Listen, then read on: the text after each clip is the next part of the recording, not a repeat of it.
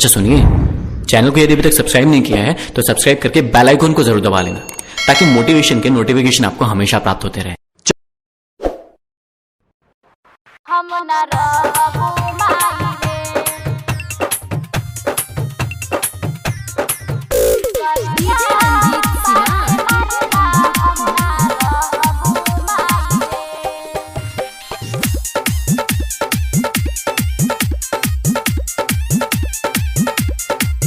नहीं हमारा के फोटो देखले बाड़े बाटे नहीं मनते ही बतैले बाड़े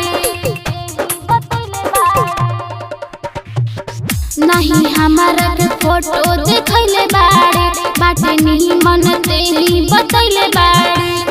अगुआ